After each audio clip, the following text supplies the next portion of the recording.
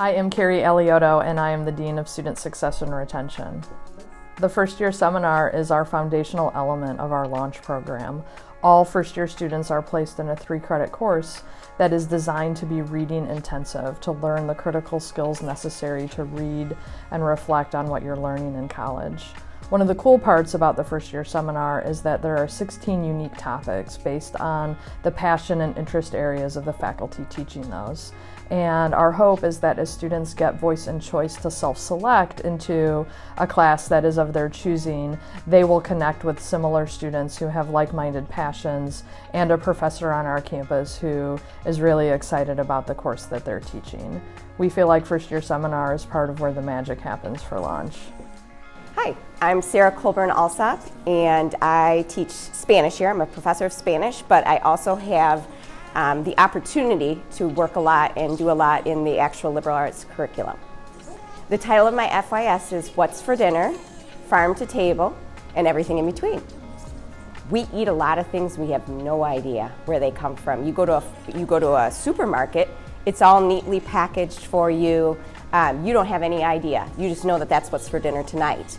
But unpacking, literally, the food and that process will be eye-opening and interesting, I think. So in the end, our goal will be to being better informed and have a great understanding of the food system in this country so that we can say bon appetit and mean it.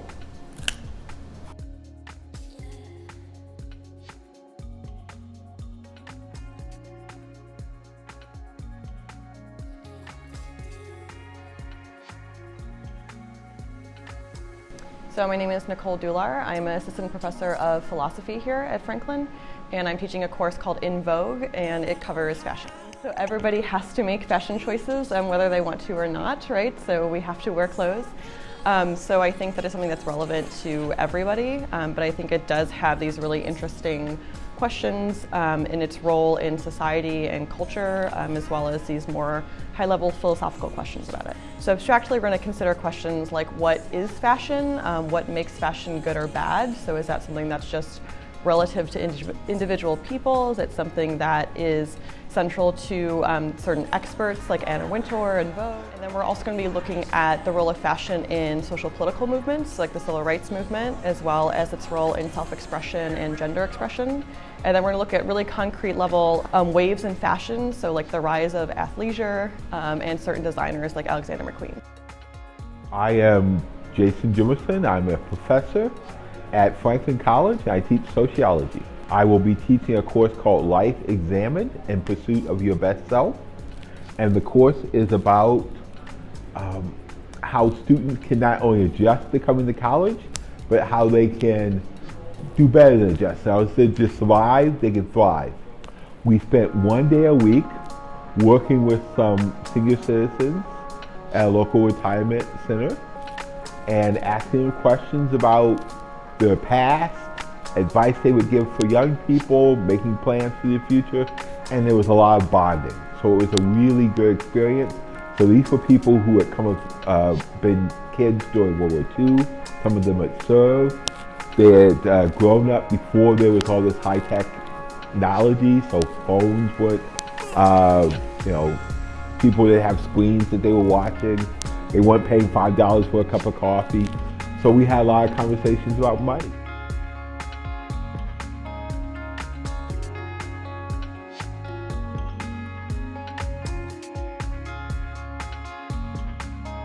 I'm Dr. Bill Eiler. I am an assistant professor here at Franklin College in psychology. The FYS class I will be teaching is everything I know about psychology I learned from Star Wars, sorta. Basically, the course is going to use Star Wars as a focus point to learn about psychological concepts and how they apply not only to various characters in Star Wars, but to everyday situations here in this galaxy and this point in time. In terms of what we'll be doing in class, it'll probably be broken up into really 3 components. We'll have a day where we'll discuss a psychological concept.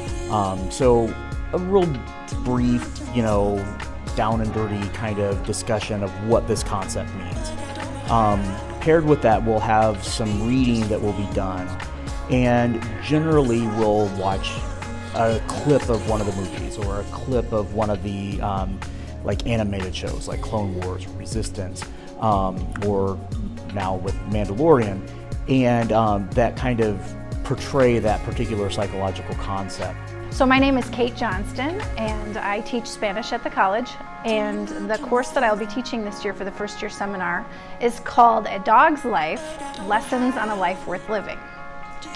So this course is an exploration of all the different roles that dogs have in society, from a pet that you have at home, to a therapy dog in a hospital, to a police dog that's sniffing out explosives, to, oh gosh, you name it, basically any kind of dog and the way that they work in our world. So I think one of the things that is awesome about the course, besides the fact that it's about dogs, is that we actually get to see dogs. So a lot of new students coming to college may miss their family pet, and this is a neat way to get to see dogs on the daily almost. We have tons of guest speakers that come in and showcase their animals and show us all the ways that dogs can impact our world. For everything that we're learning about what an animal like a dog can do, we're talking about how we react to that and how we can apply those lessons in our own lives. This course is also taught by my co-instructor, Atticus. Come on, Addie. Addie, hi. This is Atticus, and he is the co-instructor of our course. I'm Justin Gash. I'm an associate professor of mathematics. I've been here at Franklin College since the fall of 2008. I love it here. I'm excited to teach my FYS in the fall of 2020 on faith and reason. I am very excited to explore with some of the incoming students the interplay between belief systems and a data-driven culture. What we know in mathematics is that mathematics can prove that mathematics can't explain everything that's true, which is an awesome proof to behold. I'm hoping in the course that we're going to be able to present some formal arguments for the existence of God, and also understand in those arguments what assumptions are being made that someone who doesn't believe in God, who is an atheist, might say, well, I object to this premise, and watch that interplay kind of unfold there. If done properly, I think it's going to be an exciting way for everyone, whether you're a believer in God or an atheist, to better understand your belief system and better understand where people might disagree with you. My name is Dr. Steve Shear. I'm an associate professor of economics and business in the EBA department, economics, business, and accounting department.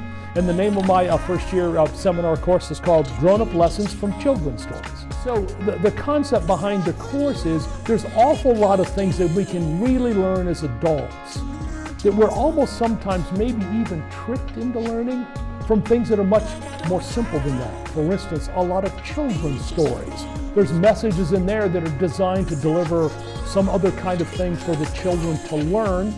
I'm the lucky recipient of being a grandpa of three kids, a 7-year-old and a 3-year-old and a 1-year-old. And I can remember some of the stories I used to tell my kids. Gosh, they're both in their 30s now. But the idea behind that was we told a lot of those stories, or read a lot of those stories, and you get to thinking that it's not just for entertainment purposes, that there's other messages there that we can learn and think about, and that transcend both ages and cultures and nationalities.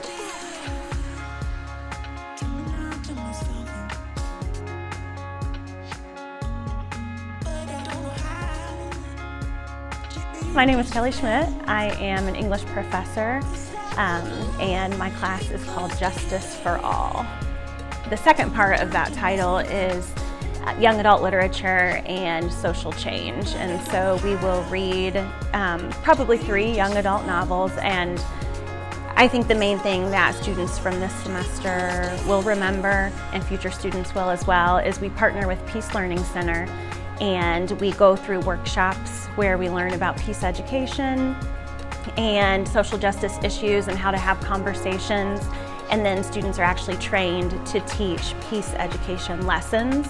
and we will visit a local elementary school 3 times throughout the semester and teach peace education lessons to elementary school kids. So it's just really impactful, and I think it shows that you can start having these conversations about social justice, at a young age, which is why, there's so much young adult literature that deals with topics like this. I am Dr. Casey J. Hayes, and I chair the music department. I'm the A.J. Thurston Chair of Music and Director of Choral Activities, and my class is Sounds of the Silver Screen, Music in Hollywood. If you love movies and you love music, this is a perfect class, because if you think of your favorite movie and you close your eyes and you watch it and you just listen to the music that's in the back, if that's something that energizes you and you can't imagine watching your favorite movie without that soundtrack in the back, this is a perfect class for it. Because it's like a puzzle. We figure out what's in the composer's head. Why did he choose the music he chose for specific scenes? And we look everything from back in silent films all the way up to present day. So my name is Dr. Cecilia Hashimoto. I'm PhD in Educational Psychology. What is the title of your advanced class that you'll be teaching? It's Let's Play. And that's a different thing that I'm trying to show to the students. The way that you can play and you can get knowledge playing. So it's not just playing games or playing football or soccer or basketball, but what kind of possibilities you have with playing with your kids or with your students in order to help them to get the development, to interact with people, to know more about cultures, religions, countries, and things. My name is Amber Young. I'm Assistant Professor in Biology, and I'll be teaching Climate Change and Sustainability while the hike.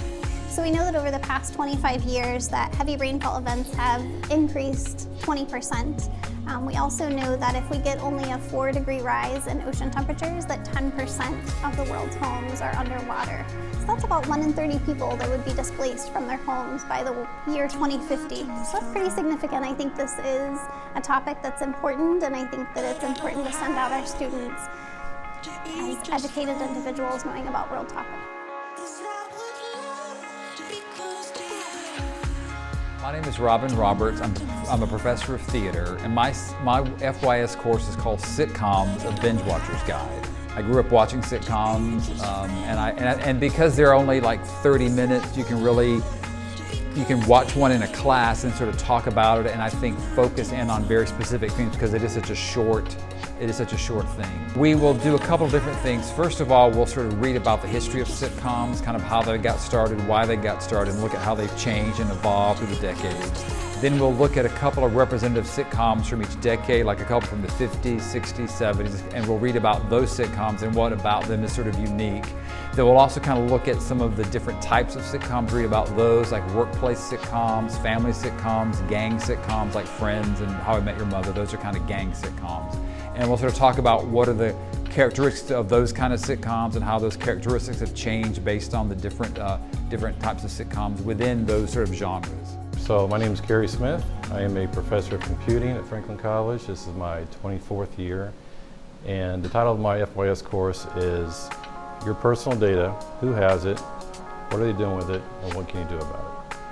So students are going to take a long read and understanding of what people do with data, how they share their data, what companies, what software companies, developers, what apps are taking your data, how they're storing it, who is using the data, how they sell it to other third parties, and just more awareness of what is being done.